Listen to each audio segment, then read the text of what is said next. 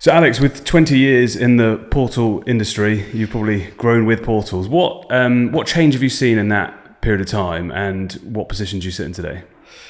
Yeah, so I guess when I started at portals, for me, I was a fresh-faced graduate, and got a summer job really at this startup business down the road from me that just happened to be called Rightmove, and really as that kind of first year or two evolved in the role, the decision that house builders were facing at that point was they were spending a huge amount of money in the local press, with no tracking in place, no ROI, beholden to how many pages they had to buy in each local advertiser every week. And so the portals came along really and were able to offer this sort of 24/7, really slick search, way more in, detail on an advert that you could ever get in a local paper. Actually from a consumer perspective, it was you could sort it, filter it, you had all this stuff that you just couldn't do in a local paper. And then of course we came along and said, and we'll track every email, we'll give you all the detail, all the leads, we'll track all the phone calls, we'll record them for you. And so it was just totally groundbreaking at that point in time. And that 20 years has been a kind of hell of a journey really. I think all of the portals have tried to work hard to kind of evolve themselves, get smarter as technology and data's got smarter. But actually there's many, if there was one accusation of the portal industry, I think you could say that, fundamentally, how much has it shifted on from what the place I started at 20 years ago, which was, consumer starts off, puts in a location, puts in a price range, and hey presto, they're browsing their properties. But clearly behind the scenes, there's a lot more data and technology there now. And I think now the advertisers, if you like, in the house builder space, the marketing teams have begun to catch up a bit. The CRM systems have begun to catch up a bit. So they're able to sort of build profiles, build campaigns a bit more, I guess, strategically than they ever used to. So I think, going back 20 years ago, it was just, blanket, you put all your properties on in the same way. You didn't differentiate them in any way. You didn't think about audiences differently. You just, it was property first. Whereas today we probably talk way more about, demographics and segments and cohorts and all these kind of buzzwords. But, really what does that mean? It's is this product right for a first-time buyer? Is it right for a downsizer? What's the income required? Who's the local audience for that? And then how do you go and reach those people and activate on those? So, my experience and my jobs within that time are pretty varied and many. But really, what it's given me is that 20 years has been the opportunity to kind of meet the great and the good of sales and marketing directors in the industry. I've probably at some point account managed or worked on pretty much every house builder you could think of. So I've been sat in their offices, been part of their marketing decision making, listened to the sales team, sat in those meetings with the build teams talking about sales rates and their challenges. And so whilst I've never been a house builder, I'll always hold my hands up to that. I've kind of learned, I think, through osmosis. And actually, I don't think you want me to be a house builder. My job is a sort of, I work in technology and media first and foremost, and then I apply that to the house building sector. I guess probably my biggest learning curve, if you like, in that period was my time at Home Track. So after 12 or 13 years in the portal space, an opportunity came up to go and work in a sort of data company, Home Track. And that really gave me the opportunity to go and meet CEOs, land directors, planning teams, and take the sales of properties right back to the genesis, which is where should we buy our land? What markets look good? What product should we build on that? How house builders thought about their balance sheets and the decision making. And so my 5 years at Home Track, sat in those kind of boardrooms, I probably learned more there and then than I ever could have done. Sort of just sat, I guess, at the end of the cycle, which was with the sales director talking about a challenge in their business and how we could help solve that. So that really kind of helped me grow out my learning. And then the irony was, having been at Zoopla, left Zoopla to join Home Track. One Christmas, my CEO sat me down and said, "I hope you like Zoopla because we've just sold the company back." So luckily I hadn't told anyone to F off in the office or upset anyone or told people what I thought about them at the Christmas party or anything like that. So I could go back in on good terms. And I spent a couple of years sort of working, I guess, trying to bring the two together within the Zoopla business. So, thinking more laterally about our proposition for house builders, not just being about marketing, but actually what data could we use to help those marketing decisions. And then more recently, over the last 2 to 3 years, my remit's kind of grown so that I guess, pretty much look after everything sort of new homes within the industry, right from our SME builders up to the volume national builders, and then more recently I've started to work with the larger estate agency chains as well, that obviously have massive presences in the new build market as well, the likes of the Connells, LSL, Knight Frank, Savills and Co. So it really has just then helped to broaden out my understanding of the economics of the market, right through, lettings, build to rent, sales market, resale market, and so on, which is really critical because I think, probably an accusation of the house building industry, and an accusation that will be thrown at portals as well, is we tend to get caught up in the day job, look at everything through a very narrow lens and sort of forget about actually the other moving parts in the industry and how an impact in the lettings market could impact first-time buyers, or a shock in the economy could impact downsizers and things like that. So once you start to sort of take a bit of a step back and look at it as a whole, I think then you just get a bit of clarity really on what's happening in the market, and maybe where you start to get a bit of foresight about where it might head to next, and you're not just stuck in the bubble of the here and now, what's happening today in the market. You're planning 6, 12, 24 months down the line. So as you sit here today, heading up the team of the major accounts, what are the big challenges that portals have faced on that journey? So you've got some pretty fierce competition in the space, some of which you've already mentioned. What have those challenges been on the journey of learning actually how the house buyer search journey has changed, and understanding what the needs are of the home buyer now? I think initially it was always just about serving an ad space to a consumer. Probably all the portals just focused on big consumer marketing campaigns that drive the masses to our brand, solidify them, and probably just chuck the onus over to the house builder to say, well, if you want your advert to perform well on our website, you need to price it right, you need to get good photography, pretty basic stuff. And I think, to be fair play to the industry, it was probably on the back foot for the first few years, and then it's sales and marketeers in the industry have then evolved to actually investing in their own CRMs, their own data.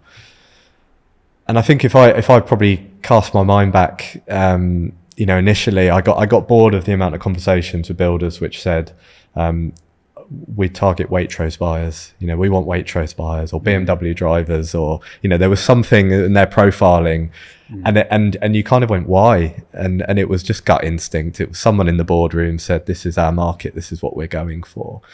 And I'm all for sort of building out personas and things like that, but actually, when you can take a data-led strategy through looking at your existing purchaser data, the behavioural data, the local market data, and you can start to build a picture of that, you then can start to say, well, actually, I can invest more in this specific cohort. My product in this market is very much a first-time buyer product.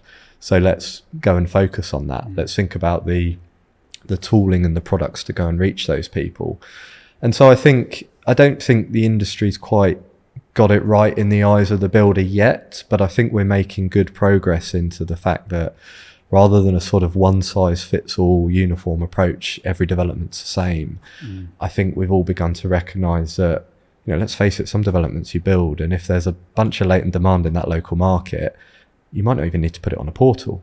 Now, I might get shot for saying that, but if there's such high demand for that property, how much advertising do you need? You might get good footfall, good local knowledge. It could sell the homes itself.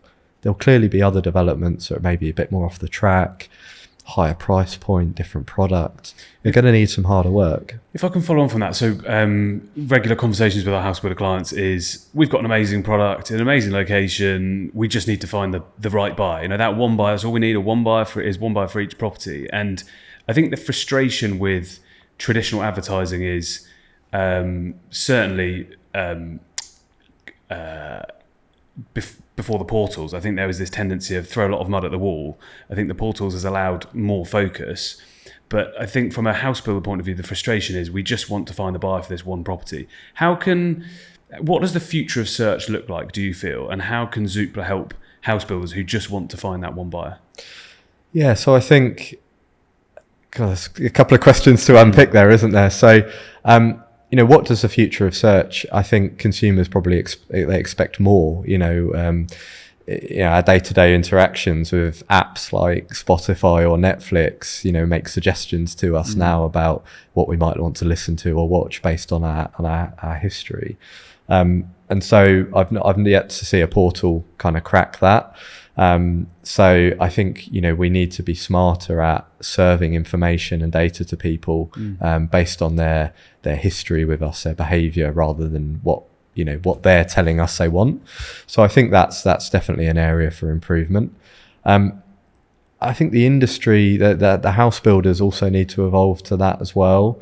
To find that one buyer for that one property doesn't just start with the time where you get to first fix and you go, right, now we've got to sell the thing, let's go and find the buyer. You've actually got to take it right back to the inception of the home. When you're buying the piece of land, what's our market? What does the data tell us about where these buyers are going to come from? So we should be identifying those buyers almost 2 to 3 years ahead of time, building that persona, building the right product for those buyers, and then you've got that marketing plan ready to go when it comes to it, rather than sort of a build it and they will come.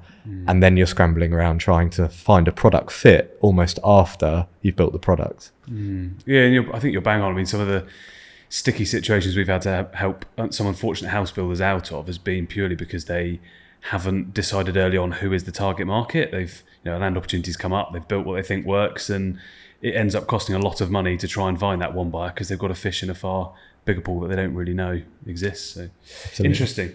And as you look ahead to the next 10 years, where do you feel the opportunities lie for house builders in the portal market? Yeah, so I think, there's definitely a hunger for, demand data and insight. I think, we've got to use that data and keep working it harder. And I think we've got to educate, and it's a journey we go on together with, Builder and Portal together, which, says bring us in much sooner, bring us into those land buying decisions, use that data from the outset. I guess too many times at Home Track, I would see land teams and sales teams at odds with each other over a piece of land.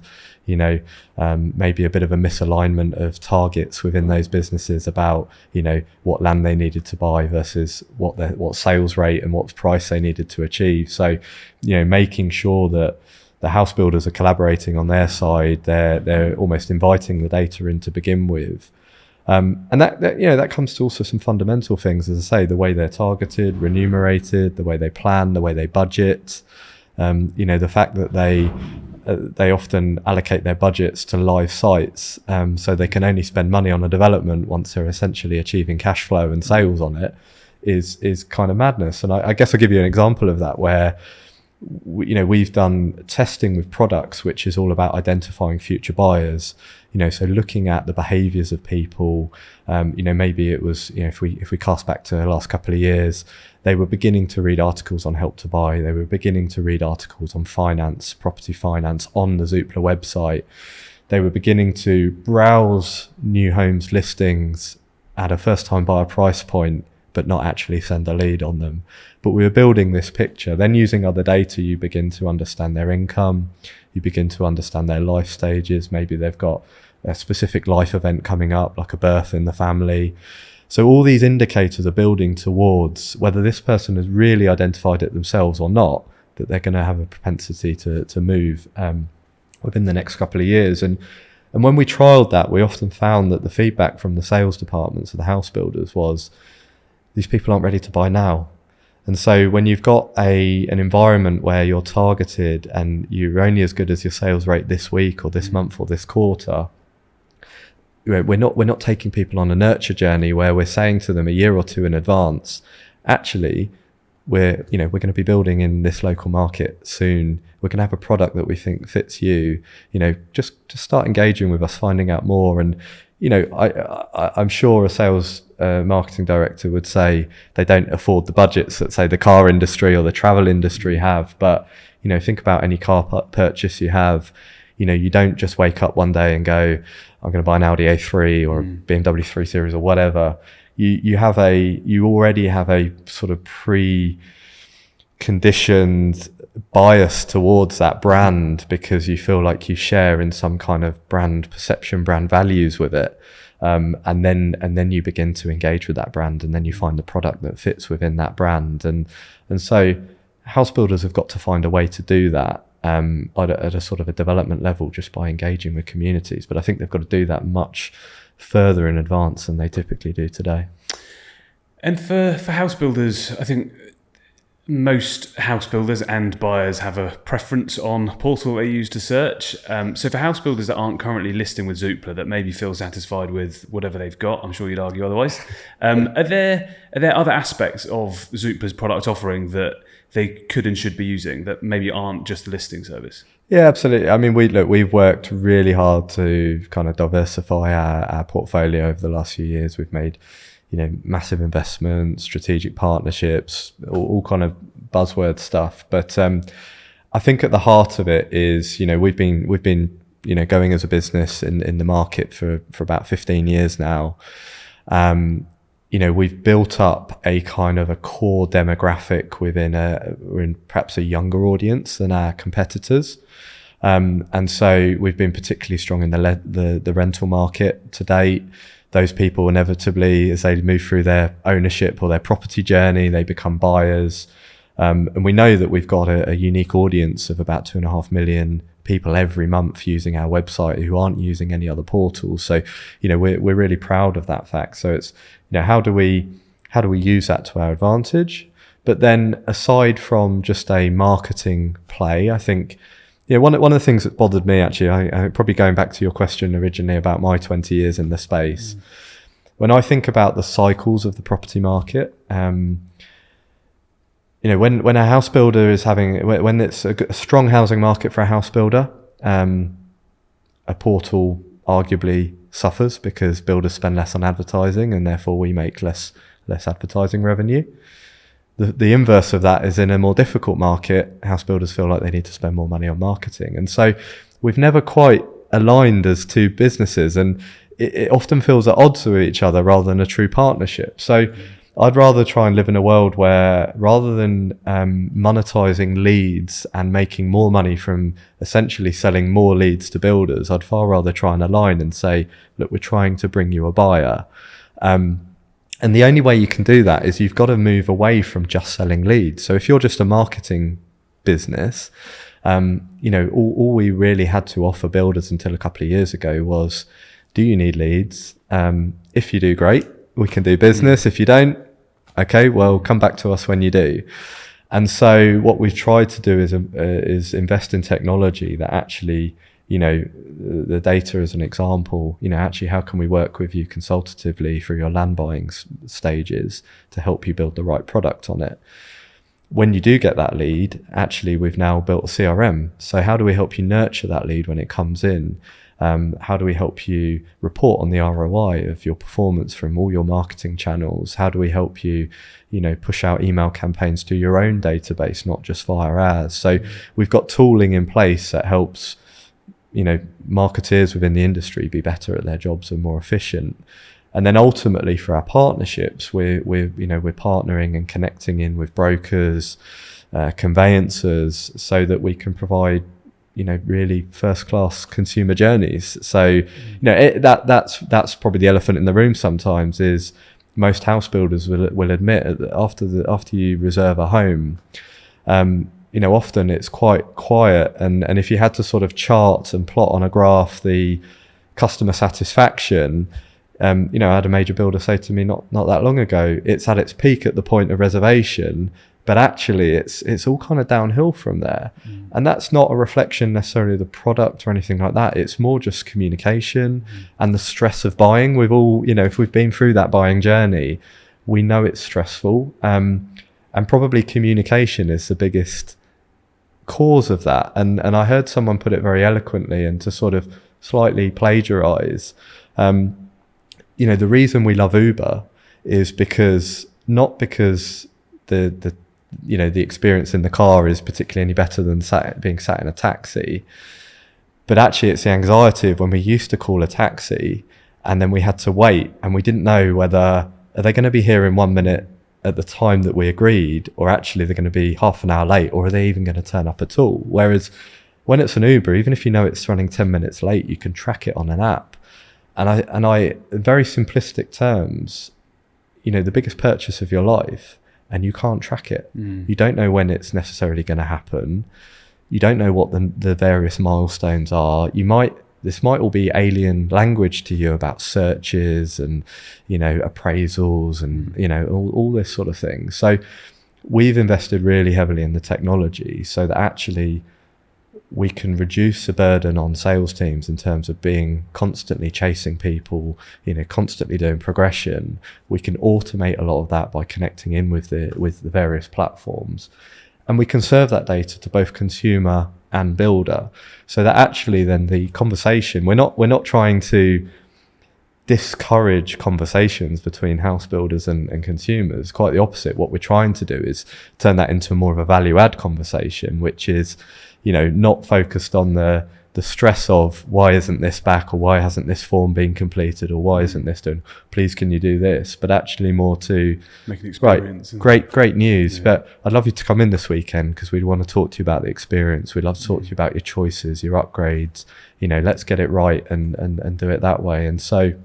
I think once we broaden across that, which is what we've been doing, you start to piece together the end-to-end journey. So it's not just a transactional relationship between us and the house builder anymore about we've got more leads if you want them, to actually how can we offer, help you get it right first time, right through to actually first class kind of customer interaction, really.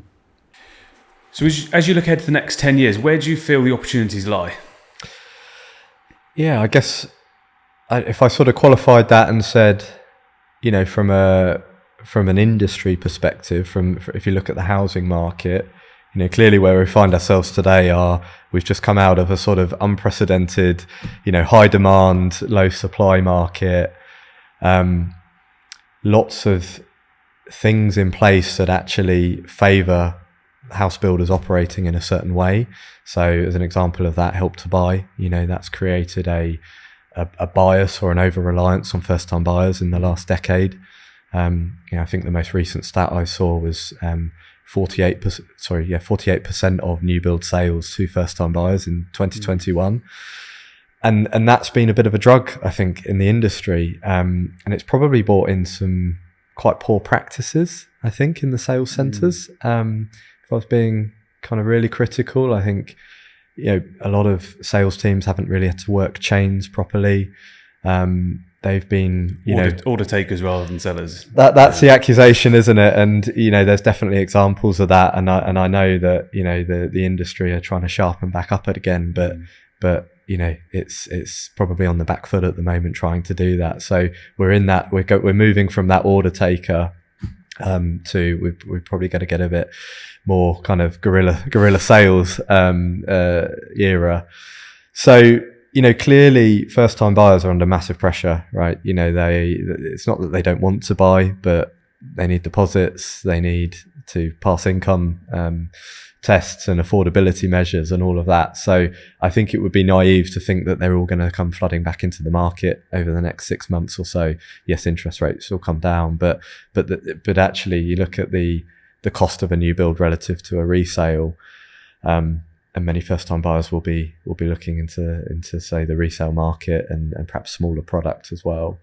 So I think builders have got to think hard about their product. There's been an over-reliance on larger homes as well, caused largely by Help to Buy. So, if they want to keep operating in the first-time buyer space, they might need to look at their product mix and perhaps make some smaller units, more affordable units. Or if they're going to continue trading and building in the sort of 3-4 bed market, which is the most common market in terms of output, they've got to think about new audiences. And a big thing we've talked about over the last year or so is a downsizer opportunity. Clearly, there's a lot of people with stored equity in their homes who may be looking to release cash for their retirement or to pass on to future generations. And they're probably, let's face it, the data says that they're rattling around in a property that is too big for them, probably quite costly to run, inefficient. And that sort of hampers liquidity in the market. People aren't able to trade up and down in the way they'd like. And so I don't see or hear enough builders talking about that market as an opportunity. You could, of course, go full service, full spec, retirement products such as the McCarthy and Stones and the Churchills and Pegasus of the world. Or you could, I've seen good examples with the likes of Redrow where they're just building a really good product. They've got a flexible kind of floor plan on their product. And so actually for someone looking at a downsizer, they're still able to get a high quality kind of premium spec home. But not necessarily, I guess it's that label of retirement that if I ask my parents, are you ready for a retirement home? They'd probably, they'd be vehemently against it. But actually, if you talk to them about the lifestyle that would afford them, they'd probably be quite pro it. So I think we've just got to think more broadly about, different groups. Obviously, you've got family markets, you've got different cohorts, different buyer groups, and again, we'll need to take a data-led approach to that, but the industry's got to get off this reliance on first-time buyers. I think probably in the portal space, we've got to support that really, and as we touched on, we've got to think about smarter search, and my product team might kick me on this, but I think I draw a lot of parallels from the car market. And typically, if you were to go on an auto trader or a car manufacturer's website, they sort of sell you the car first, and then you talk about the finance on that car. You're going to purchase it outright. Is it going to be a PCP, hire purchase, a lease, all these different options that you get. And then really that's a decision on yourself, or based on what can you afford? What are you comfortable in terms of monthly payments and outgoings and that sort of thing? And I think more kind of private products will kick up in the housing market that perhaps allow for some flexibility in the way you finance a purchase. But obviously today we've got options, we've got deposit unlock, we've got shared ownership as a tenure, we've got the build to rent market, the lettings market. And so I think we've got a job as a portal to actually give people options and say, rather than you telling us that you can afford £400,000 and you need to live in this area, why don't we ask you about your circumstances, how many bedrooms you need, what your family circumstances are, what your income and therefore your affordability is. And then why don't we present you the options of what could that give you? Would you want a premium build to rent product around the corner? Would you like to get into a low cost starter home that's affordable, but it gets you on that home ownership journey? But I think we've got a responsibility to surface options to you and present you with those, rather than assuming that you know exactly what you want from the start. I think that segues nicely into the kind of subject of AI, artificial intelligence. You can't watch the news without hearing about it. What's your take on AI in the property search space? Yeah, I think I've seen a lot of, I've been part of a lot of testing and trials in it. I think there's definitely a future in it. Let's face it. I mean, you can't go anywhere right now without anyone talking about Chat GPT and all this stuff that AI can afford. And I think we've begun to invest in it. We've begun to test it. We've done some trials around it, and we've looked at as I talked about, some indicators of people's behavior, and then what that might mean, and how could we sort of start to profile people and then target and reach them in the future. And it probably goes back to my comments around house builders and the way the sales environment is set up within those organizations, that actually we've got to move away from this sort of one size fits all approach, that treating every lead equally, trying to sell to them now, trying to, get them down to site and get them viewing, and actually what kind of journey do we need to take them on? So the AI has probably got to flow right through from the portal through to the house builder's own experience. How can you get auto responses to leads? Could you build a nurture journey using AI that actually takes the buyer halfway there before the salesperson ever has to speak to them? And those are the moments where you can build brand equity, brand value, without actually having to have a salesperson on the phone who is targeted to get the deal over the line. And I think if you can get those kind of investments in place, then you can the technology behind it will fall into place very quickly in terms of, well, we can serve you those people into that journey. But if the journey's missing, then actually it's seen as marketing wastage, and we've got to make sure it's efficient as well and it drives value. And what advice would you give to house builders who aren't using Zoopla at the moment? Speak to us. I think clearly our business has been on a massive revolution rather than just evolution. I think we've made huge investments. We've really kind of grown up in our approach and our mindset and the products and services we offer. And so I think any business should be looking at itself and looking at the technology and how it's going to move forward and advance. So even if this isn't the right moment in time for you, you've got to have that plan about, what does the future look like? And so I'd say, well, come and speak to us and find out about what tooling and systems and products that we've got, and just understand and educate yourself. Because I think if you're sort of judging us on, an experience maybe 5 years ago, as I say, it's a different business. And so, come and find out about our services, find out how we can help you. I'd guarantee that, an hour chatting to us, even if at the end of it you come away and say, thanks, but no thanks, you'll have learned something. And that would be my guarantee. I think that's a really interesting opportunity, because I think a lot of just commenting on something you said earlier, a lot of house builders are so focused on the here and now and achieving the immediate sales that they're not thinking the long term, yes, we might be with another portal on this development, but what could Zoopla offer us on the next? So I think that's a fab opportunity. Yeah. And I think that often I can see shock events in the market that cause a spike in interest in our business, right? So things like suppliers putting prices up, things like, events of Q4 where suddenly demand just, almost evaporates overnight. And it's those moments where my inbox fills up, and I'm not knocking it, I'm very happy to reach out and chat to people, but, really, our data showed that actually a lot of Q4's events, where we could see the indicators of those in February, March last year, 6 to 9 months ahead of time. We knew inflation was rocketing. We knew cost of living was rocketing. We knew Help to Buy was ending. We knew that supply was coming back into the market. And so it would have been far more valuable, I think, for us to have had those conversations in February or March than sort of after the horse has bolted, so to speak, because then you're just immediately on the back foot. And obviously we'll help and support, and we've done a huge amount for our clients over the last few months to support them. But I'm sure they'd admit in hindsight that actually a bit of forward planning would have made a big difference and a big impact on their businesses. Excellent. And at this point in time, where do you personally feel that regulation is holding the sector back? So this could be in relation to house building, it could be in relation to tech and data. Gosh, yeah, that's open-ended. You thrown the tech one at me as well.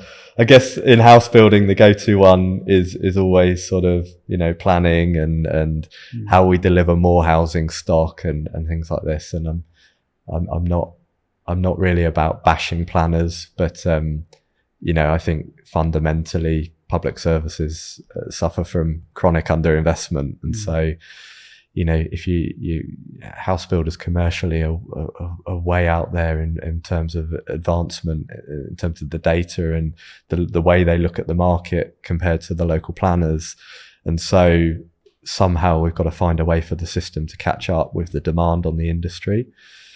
And I also think that, if you look back to periods where we've built more housing and delivered more housing in this country, a lot of it's been through public sector initiatives. And I think, we've got to find a way for that to come back into the market if we're really going to be serious about tackling the housing challenges in this country.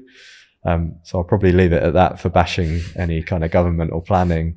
I think in terms of data legislation, it depends which side of the fence you sit. You'd argue that things like GDPR, again, that's probably after the horse has bolted, right? So, yes, the industry, the internet industry needs to be regulated and controlled. We've got to be cautious with people's data and we've got to use it properly. But, in some ways over the last couple of years since GDPR, the ability to use data has become a little bit more limited. You're now looking at aggregate data and audiences rather than maybe individual level. But again, you can't really criticize that.